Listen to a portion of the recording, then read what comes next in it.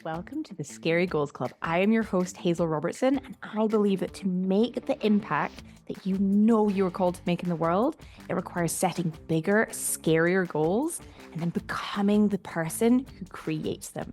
That is what I am here to show you how to do. That's what we're diving into with mindset, tools, tricks, really simple, practical, actionable steps you can take and start applying straight away. Because whatever you believe, we have this one life that we definitely know about. Start making the impact you know you want to make in the world. Fear is not a reason to stop. We keep going. We work through the fear. That is what we do in the Scary Goals Club. So come on in, come join, hit subscribe, and let's get started. Hi, and welcome to the Scary Goals Club podcast. I'm back.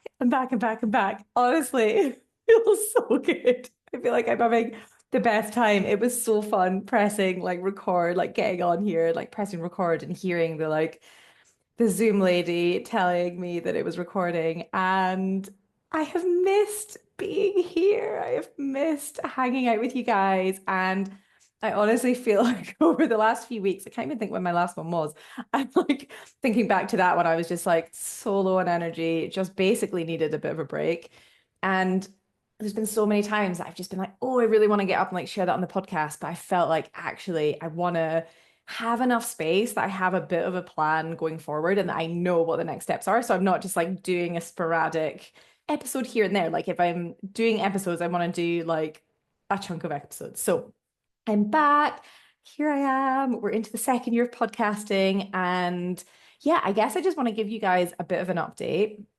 But also, I want this episode to be one that you can listen to, listen back to, or share with any friends or anyone who thinks they have ADHD, maybe has self-diagnosed themselves with ADHD or has recently been diagnosed with ADHD, or you're maybe a partner of someone with ADHD, or you have a friend that's got ADHD and you're trying to figure out ways to help this. I'm going to do this episode's more for if you yourself if you have ADHD and you've either been diagnosed or you're still undiagnosed, doesn't really matter either way. But I've had so many people. Okay, so the update, basically, that's what we're getting into today. But the update is I have made the decision to refocus the business on neurodivergent coaching. So, and I guess it's been if you've been listening to the podcast, I've started talking about it a little bit more in some of the later episodes. I opened up a bit about it last year, but that felt really scary. And at that point, I wasn't really owning it. It was still oh, I've been diagnosed with ADHD. It's this it for me, it was this shame. It felt like this shameful thing. It was there's something wrong with me. And I've gone on this journey over the last year since getting burned out of completely rewriting that story, being actually ADHD, okay, there's some bits I need to figure out and manage, everyone for sure. And I'm not taking away from the hard parts, but what a gift. And I'll get onto that and how I just love my creative, buzzy, million miles an hour brain because I know also how to turn it down, how to focus it on what I want to do, and how to feel good and just enjoy the process and not be hard and beat myself up. So I have been on this journey and I just I think I've been having these whispers. You get the intuition, the nudges of me focus the business on ADHD, neurodivergent coaching. And I was really resistant to it. And I think for so many reasons, it was okay, it's going to be scary, maybe opening up a bit more about my ADHD and my struggles. And it was I am still very much on this journey. I don't have all the answers. I haven't read all the books and the papers and have all these blah, blah, blah, blah.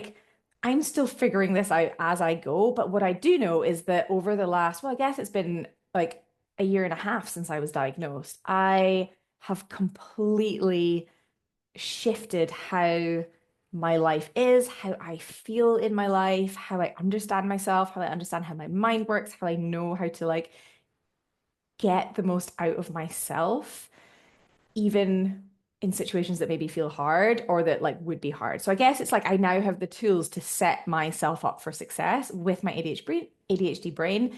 And I'm I can totally share that and help others with that. And it's so much of the coaching, I've been doing it already. And it's funny, even looking back, it's one of the first kind of, I guess, key thing I was coaching on was time management, because I had struggled my whole life with being the last one out of the house, like making everyone wait, or like getting into trouble for being late, or like forgetting stuff, or being like, where's the this? Where's the this? Where's my phone? Where's my this? Where's my keys? Like anything like that, forgetting to pay bills, forgetting to like forgetting people's birthdays, for like all of these things with like time and deadlines, like handing in consulting bids that I was leading for like millions and millions of pounds 1 minute before the midday deadline at 11:59 a.m. Like had nightmares for weeks. Like I understand now that a lot of these things, like with struggling with time, it's like, oh, that's because I had ADHD. Like that's why I found it so, so hard when like other things I found really easy, but like that piece was really hard. Even though I was like very organized, it's almost like I maybe had to be. Like I like being organized. I like having a plan and knowing where things are. And so that's a lot of the work I had done with the coaching and even like with the goal setting as well, of like not just having all these ideas of goals and then not doing any of them, but actually focusing on a goal, working it through, like actually creating it and like creating the impact that I want to in the world and like doing that. It's like, oh, that's why these things were so interesting to me as like things to coach on because I'd done so much work on them. And now I'm like, huh, that's because I had ADHD. That's why these things maybe felt harder. And so like that's where my growth area was. And so like with the it's almost like the coaching business. I'm like, and now it's like neurodivergent coaching and like focusing on like ADHD. It's like actually, in some ways, nothing has changed. I guess the main thing that's changed is for me, it's like the decision that I'm going to talk about it more. And also it's a decision that it's like of who I want to help because I know me, even when I was first diagnosed or thought I had ADHD, or me who didn't even know I had it, but was like, something's different. Like other people seem to be finding this okay. Well, why am I finding this so hard? Like, if I had had these tools, if I had had this awareness and this understanding back then, like I know how much it would have helped me. And so it's like, that's who I'm now focusing on is like me, like all those years ago. And, it's like maybe I know you're not me, but like you're maybe on that journey as well. And like, we're on this journey together. And I just like the piece I love about all of this is like figuring out, going through hard shit myself, like figuring it out, processing it, drawing out the lessons, and then being able to teach that and share that to others. Like that is what lights me up. That is what I love doing. And so now it's able to like be sharing these tools. And I think also realizing like one of the things I'm so passionate about is telling a positive story about neurodivergence and about ADHD because when I was first figuring out if I had it or not, like, and especially when you do the assessments, it's all about like the problems, the things you struggle with. And it's not taking away from that. Like there's a lot of stuff I have struggled with because I have had ADHD. And it's not taking away from that, but it took me a good year to be like, oh, wait, what if this could actually be a positive thing? Like, what if this is just who I am? And there's so many amazing things about my brain and how it works that I can do stuff that comes really easily to me that other people may find hard. And like, it's just like we all have strengths. And what if I just focus more on my strengths and played to those?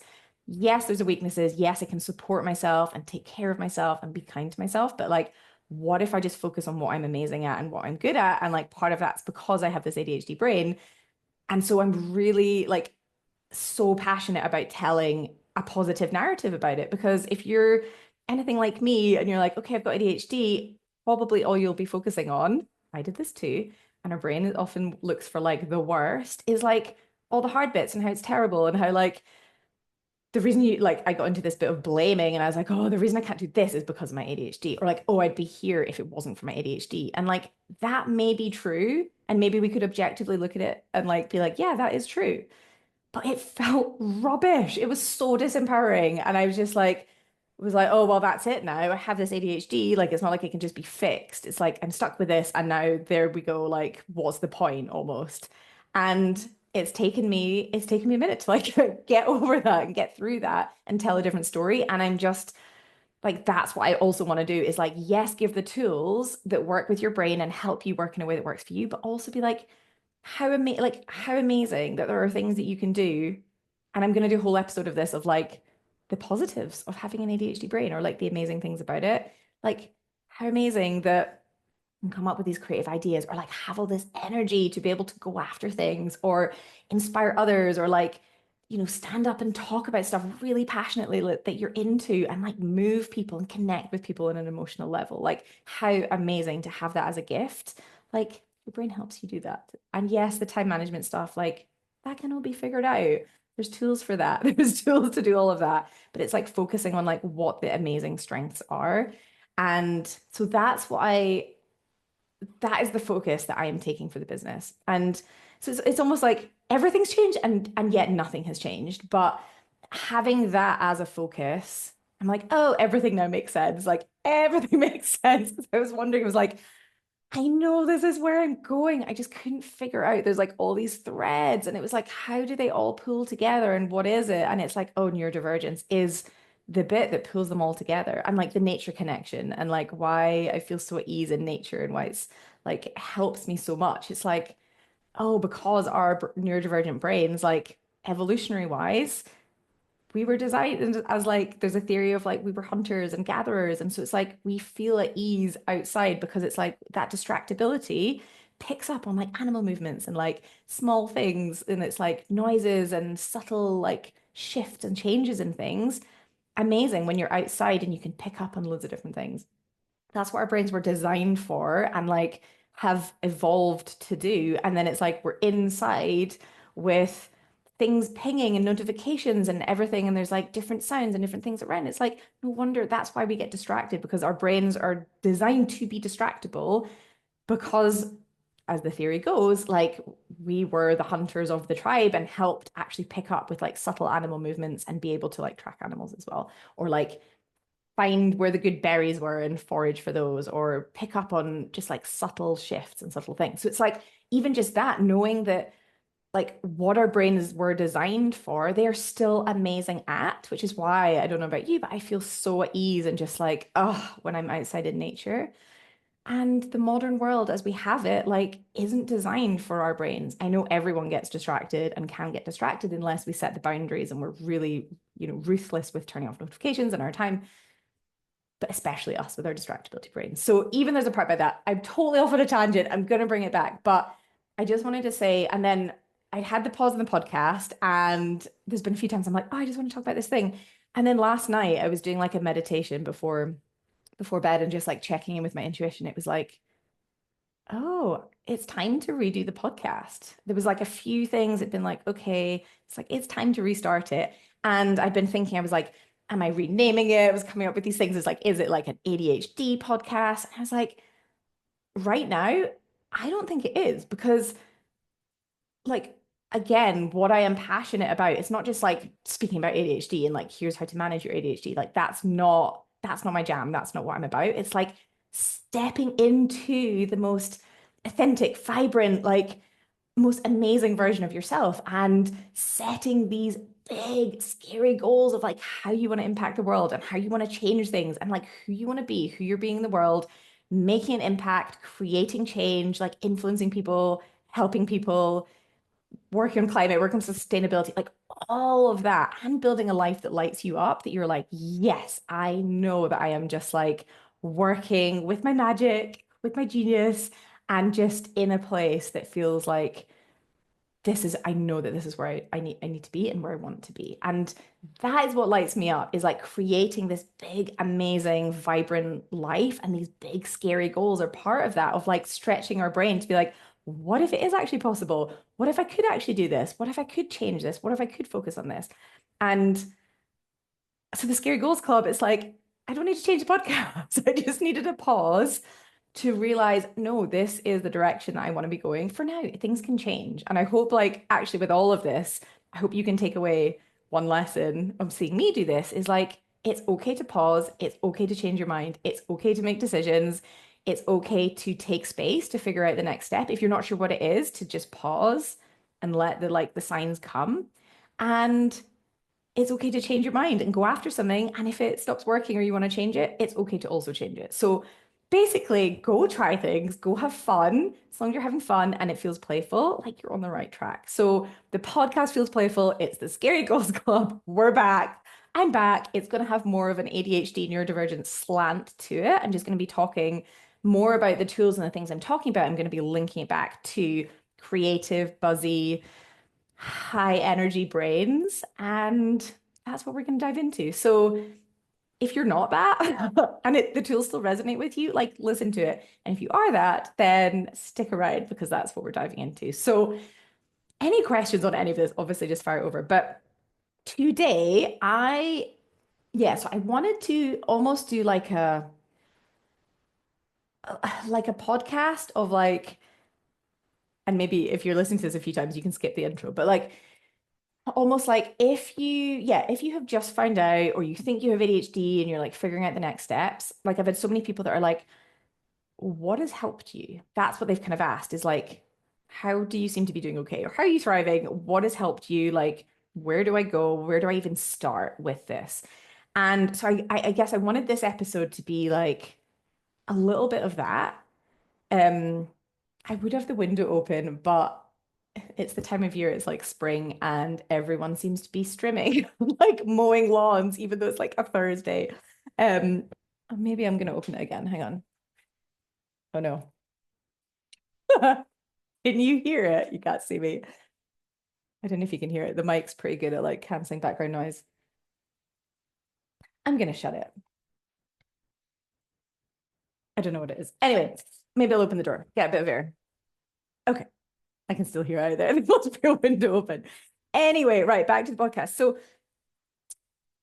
I guess, so firstly, if you are thinking you have ADHD or you're getting diagnosed or you've been recently diagnosed,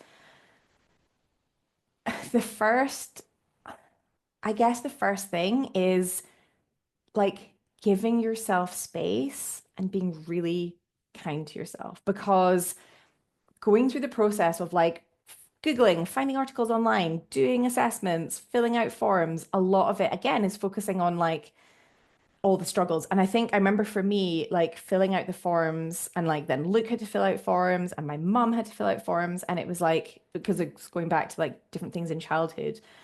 And I think it was realizing for me at that point, like just how much I was struggling and just how much if Luke wasn't helping out with like some of the basic stuff around the house, I don't know even where I would be. Like when I first thought I had it, like a couple of years ago, he actually ended up then restarting working at home so he could like just help with the basic stuff of like hanging up the washing or like putting on a load of washing, like tidying up like stuff after lunch, helping me get out of the house with like Flynn in the morning so that we could go and do something or see people or like actually get outside. He'd like take the dog out for a walk, like a dog, Maple. She has a name.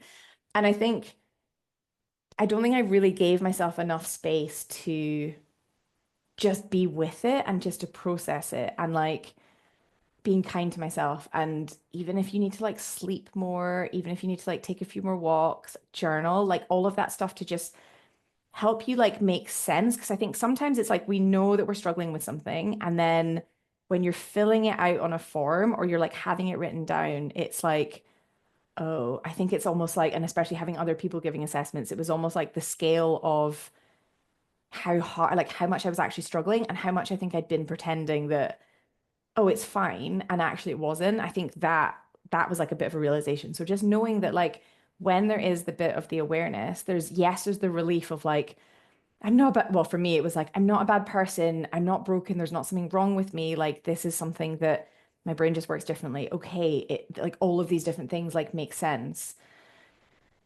But then the flip side is like, oh, okay. Huh.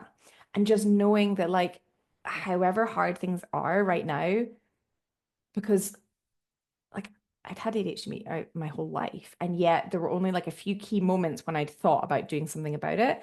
And if, it's like if you're going to get an assessment and you're pushing for it and you're willing to like, or like reading about it, it's probably because you're struggling with stuff. And so I just want to send you like a massive hug because if you weren't struggling or you were like, ah, it's fine, you'd probably just, I don't know, maybe be like ignoring it or be like, okay, I'll manage it. Like it would be okay here. And then it's when it goes down that you're kind of like, oh, actually, I need to do something about it. And so it's just, yeah, giving yourself space and just knowing that, like, however hard and however like much you feel like you're struggling right now, I promise it's going to get better. Okay. Just like the awareness, the like realization, but like the doing something about it. Like whether you're listening to this podcast or you're speaking to someone or you've started figuring out about a diagnosis or you're Googling it, like you're figuring something out, like that takes courage, that takes bravery, and that is the first step in actually changing it. And like that awareness can then help you be like, okay, these are the elements that I want to change. Like this is how I want to change things. So while you're going through all of that, I just want to send you a big hug and just know that it is finite in terms of how you're feeling right now and in terms of this maybe this low period that you feel, and just know that it's going to get better. Like I promise, once you get an understanding of your brain. And I just want to also flag, like, I'm not on medication. I really pushed for diagnosis because I wanted medication. I couldn't take it because I was still breastfeeding. And I am still not on medication. I think at some point I will be, like, I want to try it, but like for now, I'm not. So I can't remember why I just had that tangent, but I just wanted to say, like, if you are, sorry, I'm getting so distracted with this, whatever is streaming. I'll shut the door as well. Um, yeah, I just want to say that, like, whether there's tools, whether it's medication that you get, I'm not on it, so I can't comment on that. But like whether it's medication, whether there's other tools like mindset tools, emotional regulation tools, I'm going to talk through like a bunch of stuff here. I mean, with everything, you could go into like so much, I could go into so much detail. I'm doing a whole like this podcast is all about all of these different things, but I'm going to just give a bit of a summary of things that have like just off the top of my head have like really, really helped me that if you're looking for places to start, could help you as well. So giving yourself lots of space, I think, is the key one around about getting the diagnosis and when you're figuring it out.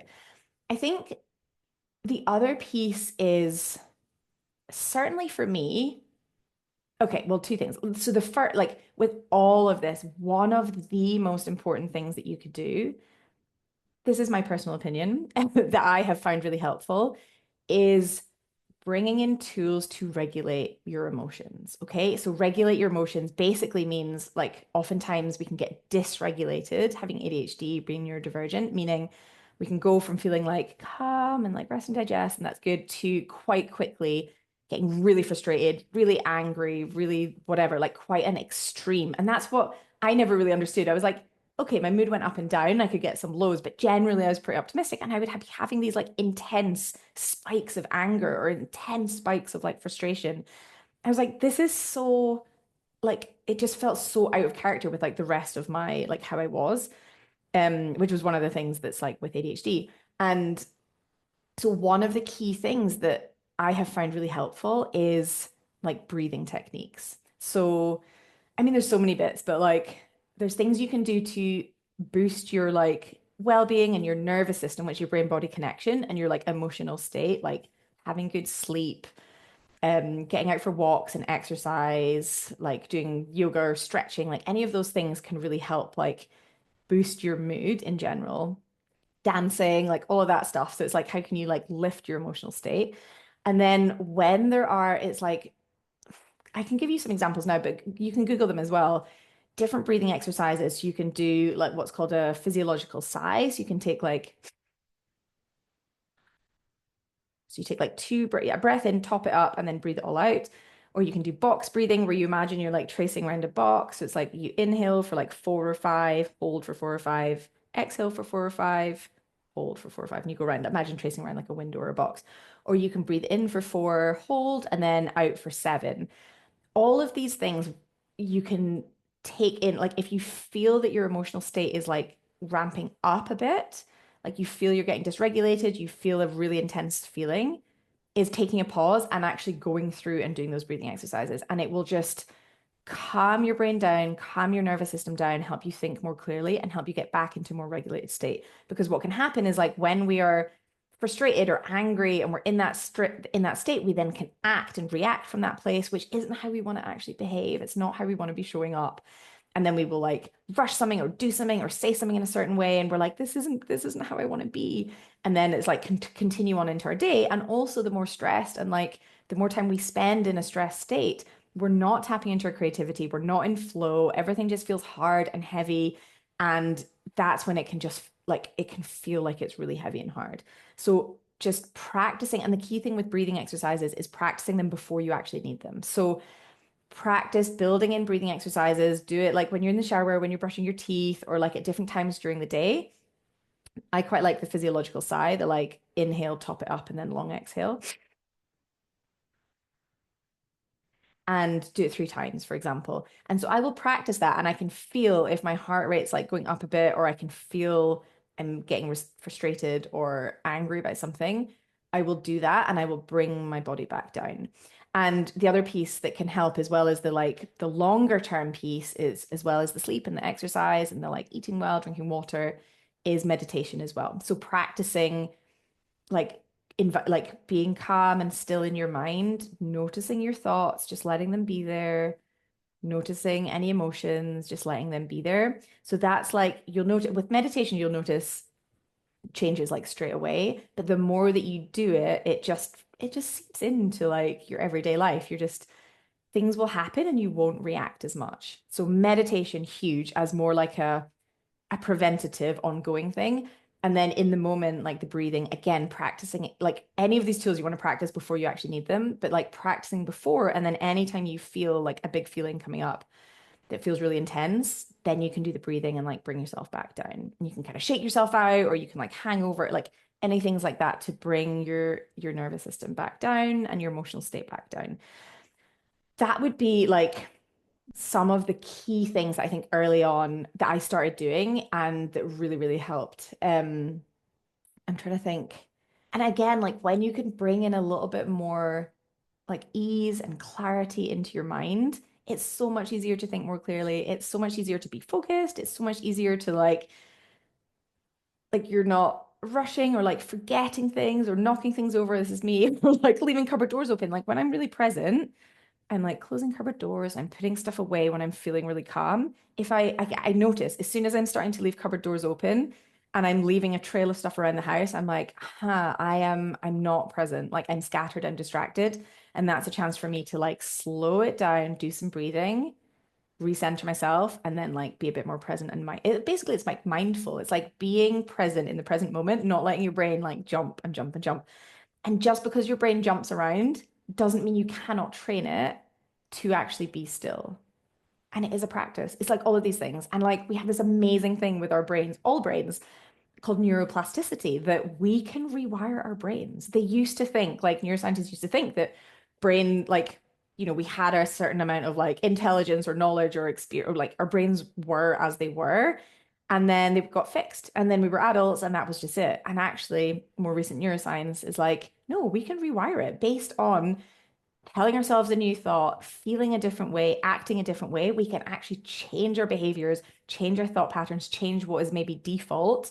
Like we can do that and rewire our brain. And that's where coaching is amazing. And like mindset and emotional regulation coaching is like understanding what these thought patterns are, understanding what some of these defaults are, and actually changing that and rewiring and having different habits and doing different things and like being a different person, showing up in a different way. And so like with any of these, like coaching is so powerful as well. So there's the bits that you can do in terms of like regulating your emotions on the day to day, but anything that you can do around understanding on a deeper level. And again, this podcast is helpful for that. Or obviously, if you want to do one-on-one coaching, come join me. And I'm thinking of doing at some point some kind of ADHD group something. I don't know what it is. I've got an in-person event coming up next Friday, which is really fun. And I'll be doing some of this coaching and some of this teaching around it. But I'm thinking, I don't know, there's going to be maybe some online version. I don't know exactly what it is. I'm still figuring out. But if you do, like, if you're listening to this and you're like, I want to understand coaching, I want to understand how my brain works, learn tools to actually rewire my brain, learn tools to shift my nervous system so that I can understand my brain, figure it out, work in a different way, like go after scary goals, step into who I want to be, like that's what we do with coaching. So if you're like, ooh, this sounds amazing, I want to do this, drop me a message and come and coach with me one-on-one over 6 months. It's going to be amazing. Anyway, so coaching obviously is amazing. It has like completely changed my life and the life of so many of my clients. And that is about like having someone, there's a certain amount of coaching we can do ourselves, but like I get coached. I have a therapist. It's like we can do this work on ourselves for sure, but having someone to point out like blind spots or thought patterns that we're like, oh, I didn't realize that was a thought, or like, oh, I didn't realize I was doing that, or why I was doing that. Like, oftentimes we cannot see things in ourselves. Sometimes we can, and there's a certain amount we can do with like self-coaching, but there's a certain amount that having someone like reflect that back to us is so powerful. So if you feel called to do that, I highly suggest like find a coach, any coach, get some coaching. It's amazing. Also therapy as well. That was something I just did through this winter. And again, it was kind of like a preventative thing to prevent burnout, but like that really helped me kind of it, like really helped me retell the story of the ADHD as well and decide how I wanted to be and how I wanted to show up. So like coaching, therapy, any of that kind of stuff, so, so powerful and highly recommend any of that. So I've got a list here. Let's see. With Yeah, I think with all of these things, like as you're going through figuring out your diagnosis, or maybe you've just got it, it's being kind to yourself. Honestly, like that is one of the most like fundamental things that you can do because it's hard, like it is hard. Here's my opinion. It's hard enough in the world. Like we make mistakes. We look at things we've done in the past, certainly me. There's lots of things I'm not proud of. There's lots of like things that I can now attribute to ADHD. I'm like, oh, interesting. That's likely why, because I was like seeking dopamine and like doing these crazy things. And maybe I'll get into them at some point, but not for this episode. And it's like I can look back and be like, okay, I'm not proud of that. I can see, like, I can understand more why I like just went towards some of these things that were maybe dangerous or not that like, yeah, that I'm not maybe proud of. But like it's hard enough being a human in the world and like we can be our biggest cheerleader and it's hard if you've not done it. Oftentimes the narrative that we tell ourselves like we pick up from when we're kids and we start like internalizing these beliefs about ourselves and then we say them to ourselves and we say them out loud to ourselves and we just reinforce this and like breaking that habit and actually being kind to yourself is such a gift because especially as you're navigating figuring this out and like stuff that you're finding hard, like the kinder that you can be to yourself, the easier it's going to be. And the easier it's going to be to keep showing up, the easier it's going to be to like put yourself out there, to ask for help, to change, to do things differently, to like see yourself in a different light. If you want to change the story about how you think about ADHD and how you think about your brain, and I highly recommend you do because it feels way better and way easier if you actually like enjoy being you and how your brain works and all of that. Like that has been a journey for sure. I've just been on and I'm still on for sure. But like just like being kind to yourself. And if you catch like one of the easiest things you can do with that is like if you catch yourself starting to say something out loud that's unkind, like, oh, that was stupid or that was like any of that, just like stop. Just be like, no, we're not doing that anymore. Be like, no, thank you, we're not doing that anymore. And then you're starting to cut you saying it out loud. And then you'll notice the thoughts will come. And again, you can be like, no, thank you. Like, we're not doing this right now. And you can just stop it. You can just, it's like, it becomes habitual. It's this habit that we just get into. And then you can just be like, actually, no, thank you. We're not doing this. And like having my son has been like, I thought had like learned to be kind to myself, but like having my son realize it like has made me realize there are still some areas that I'm not. And sometimes I'll say things out loud and he'll pick up on them and reflect them back to me. I'm like, oh, like it's so bad. Sometimes, so I can struggle if I don't plan in advance and I don't make a bit of a plan and pack bags the night before. I can struggle to get out of the house. And I obviously say like, oh my God, I just need to get out of the house, out of this house, or something like that. And then Flynn the other day is like, oh my God, I just need to get out of this house. Like, oh my goodness. And it's like, maybe I was aware at the time of me saying it, but it quickly like goes. And I'm just, it's like I'm feeding that narrative that it's hard to get out of the house and like, oh, like all of that. And he's picking up on it and he's like saying it back to me. Kids are such mirrors. It's crazy. And so that has shone a spotlight that like there's so many times I'm really kind to myself and there's so many times like I obviously in bits that I'm still struggling that I can still struggle with that I'm not kind to myself and I'm like shaming myself for not being able to get out of the house and like oh And it's just not that much fun. So I just want to offer the more kind you can be, the easier it is. And if you have kids, maybe they will be reflecting it back to you.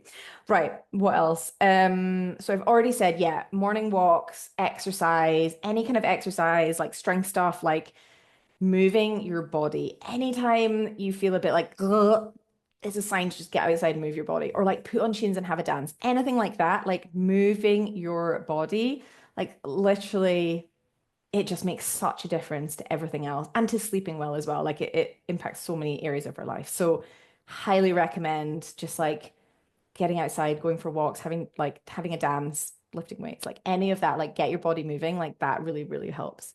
Um, yeah, using another thing, like again, if you're just starting on this journey and figuring things out, like one thing I find really helpful is using my calendar for planning. So I have like notes in my phone that I will capture any like ideas or things, and then I'll have a look at that and put stuff on the calendar. And so it's almost like I know that if it's in the calendar, that's like my go-to, and I'll like kind of roughly plan out some stuff.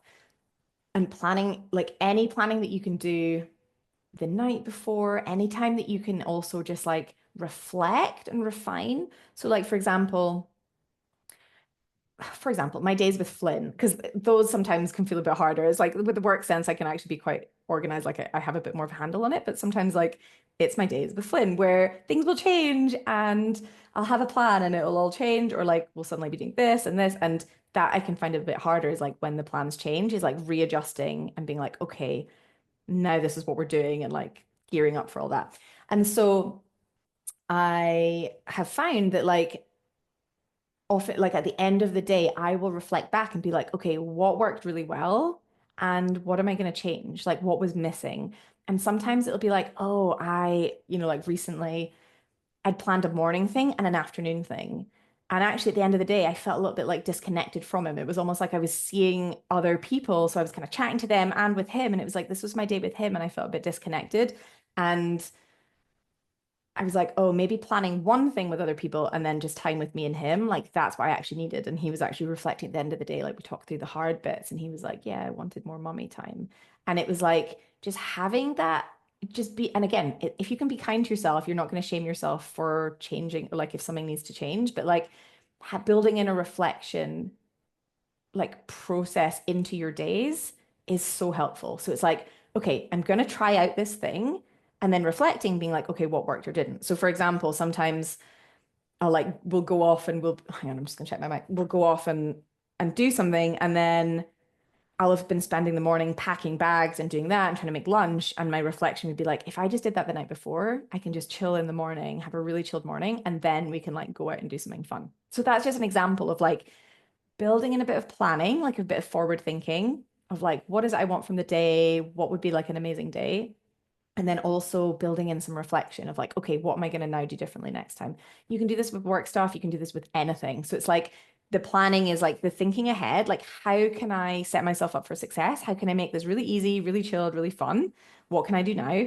And then afterwards being like, okay, what worked, what didn't? Oftentimes, I used to do this, maybe I'd plan or I'd do the thing, but I wouldn't reflect after. So then I'd be on to the next thing, or I'd be like doing the same, not mistakes, but like doing the same thing, be like, oh yeah, that thing happened again. And it's because I hadn't reflected and been like, what am I going to change? What am I going to do differently? So if you can be kind to yourself, it's so much easier to reflect and be like, okay, what am I going to adjust for next time? What am I going to try?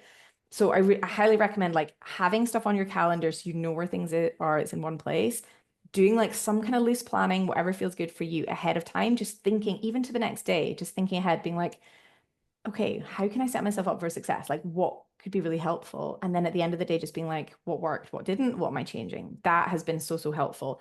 In like, and I did this a lot in business before, but like, I wasn't doing it in my personal life. And it's just helped me be so much more intentional and be like, okay, I just need to sometimes have things a bit organized before, because mornings can feel a bit like, if I'm not managing my brain, and like, I want our mornings to be really chilled, really easy. And so it's like, making my breakfast the night before, packing bags the night before, like any of that stuff just to help make it easier. So again, thinking about that for you, like planning, doing the thing, and then reflecting on it has been so helpful.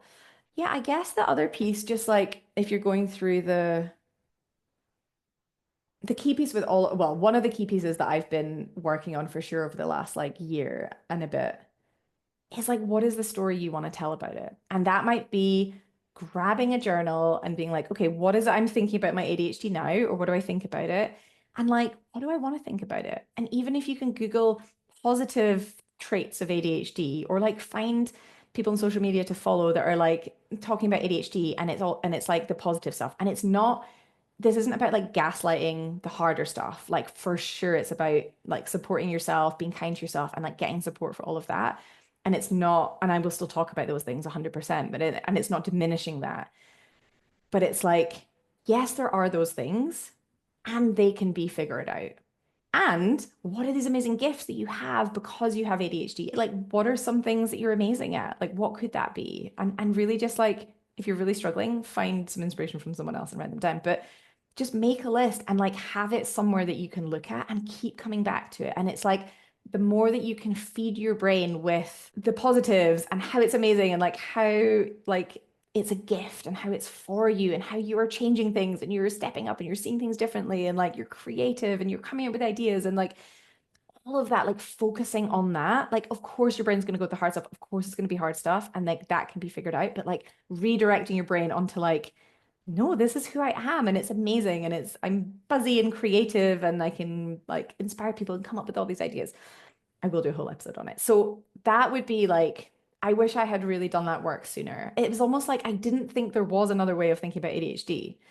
Everything I had read, all of the assessments, everything had been, it was like, it felt really negative. It was actually my first, so I had a private assessment, but it was my first meeting appointment with NHS psychiatrist. I remember like going in and again, filling out all these forms. I had to do it online for the private one, again, get my mum and Luke as well.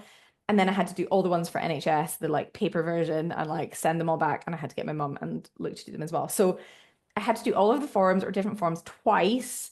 And then this was the meeting with the NHS psychiatrist. And it was interesting. She said, oh, what was it? I was talking about medication and I can't remember her exact words. I can't remember what I was talking about. Chatting and going off on tangents and having this and that, or something that I was explaining. And then she was like, do you want to change that? Or it was like, do you want to, I can't remember what it was. It was like, do you want to change that about yourself? And I like genuinely didn't think. I was like, well, initially I'd gone in being like, yes, because like ADHD is this bad thing and like used to always get in trouble for like interrupting people and talking over and like talking lots and not, got separated at school for chatting and like all of these things. It's like, of course I want to be changing this. Of course I don't want to like be this like blah blah blah. And it was like, wait, actually, what if that is like kind of who I am? And yes, there's ways I can manage it, like be quiet when people are talking and give them a turn to finish, even though I'm desperate to jump in with something to add. Like, what if there's bits I can like tone it down a bit? And it's not that I'm not saying to have medication. Like, I do want once breastfeeding and babies and all that are out of the way, like I 100% know that I want to be having medication and like having it in different, I don't know, figuring it out in a way that's going to work for me.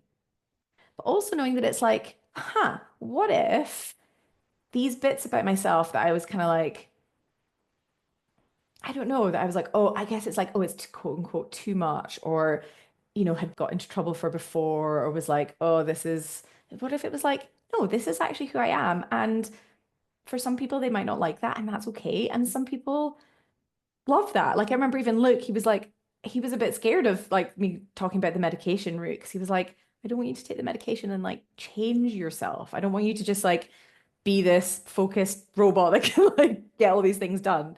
And it's like, I understand that fear as well. And but sometimes I would quite like to be a focused robot and get some things done. Maybe. So we'll see. So anyway, the medication thing I am going to explore, but the psychiatrist saying that was the first time I was like, maybe actually, maybe I do love these things about myself, or maybe I can learn to love them and be like, this is actually just who I am. And maybe it's like learning to love them and owning them, and being like, this is who I am. And I think it was like after that, or maybe I talked about the ADHD on the podcast, and it was like, I am just going to go off in tangents and I am going to gesture my hands wildly. And I am probably going to say like, it would like the first few podcasts, I'd be editing all that out, be like, okay, I need to like, I quote unquote, be professional. It's like, no, this is who I am. I flail my arms around, I gesture wildly, I go off on tangents. And if you don't like that, you can tune it away now because it's your life. You don't have to listen to this. But I guess it was like the first time that I was like, maybe this is just who I am. And actually, I want to own that. And that really started me on the journey of being like, okay, yeah, there's the bits that are hard and I struggle with, but everyone struggles with different things. And everyone has some kind of struggle. And it's like those I can figure out.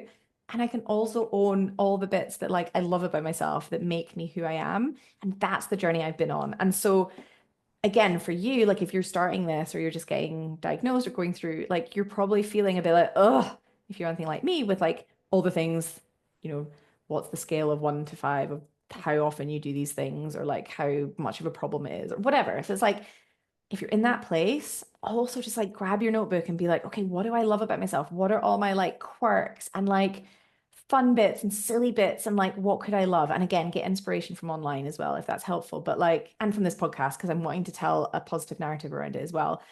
Like, you are you, and there's like, you are a gift to this world. You are a gift to like those around you that you light up. And like the way that your brain works is unique. Like you are the only brain that you have that's like yours, that has your life experience, that has your understanding, that has your ability to like draw connections between things and like see things and figure out new ways. And maybe in the past you've got into trouble or been told off or told that you should tone some things down or do some things, whatever. But it's like actually, if you can lean into like this is who you are and focus on those strengths and just be like, how amazing that like you see the world a certain way. No one else sees the world that way. That is a gift.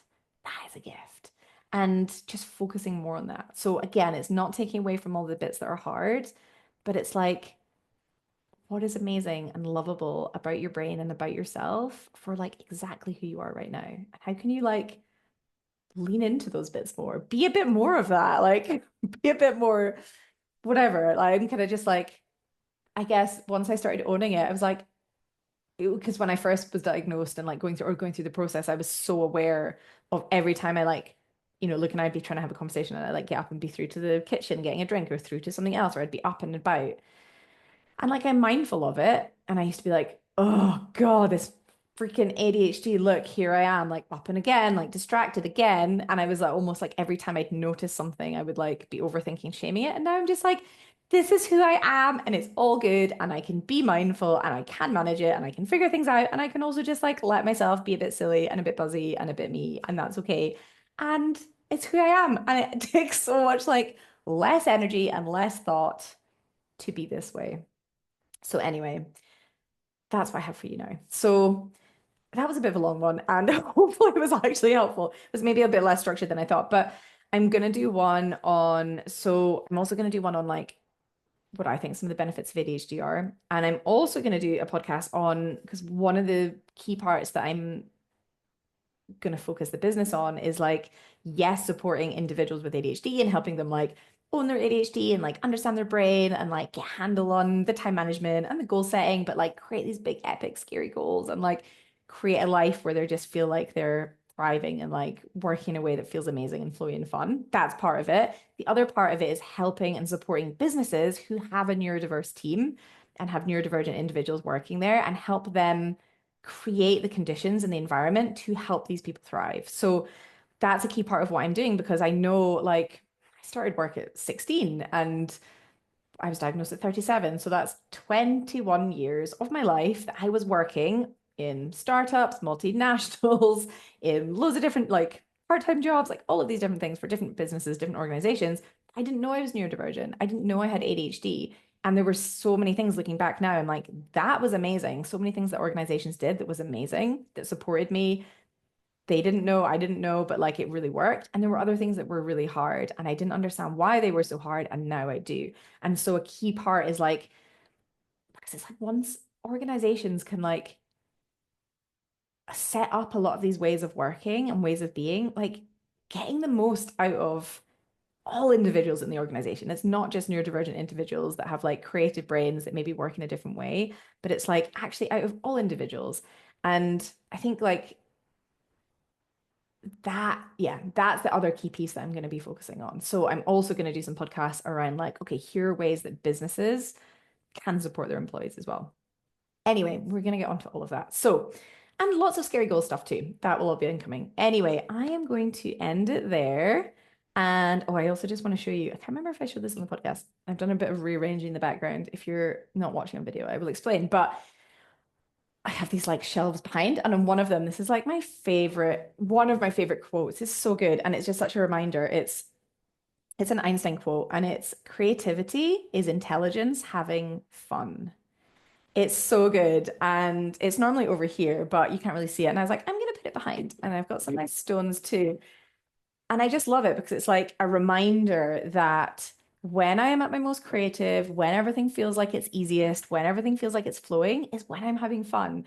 And it's a reminder for me to like, it can be easy for me to like get into to-dos and getting things done and like da da da da da.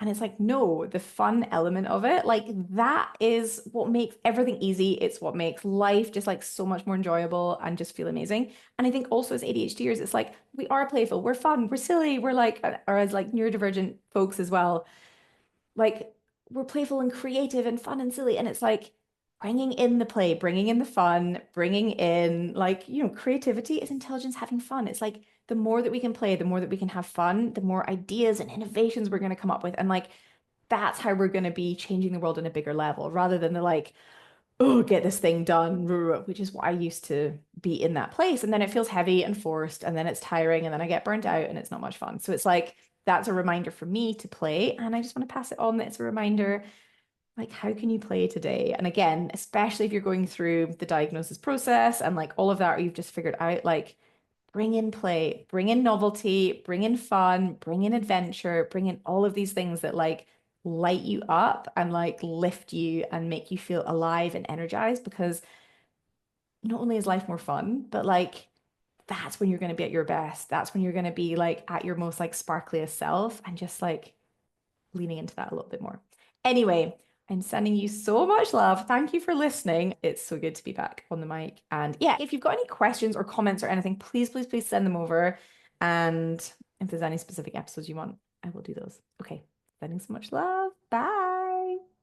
Hey, thanks so much for listening. If this was helpful, please hit subscribe and leave a review. This helps get this work in the hands of more purposeful people. That is, more people creating bigger, scarier goals, making an even bigger impact in the world. And if you want to take this work deeper and work with me directly, head to the show notes and I've got all of the information there. If you've got any questions, or if there's anything you're like, ooh, I'd love you to talk about that on the pod, please just get in touch. I love hearing from you guys. And I'll see you next time in the Scary Goals Club.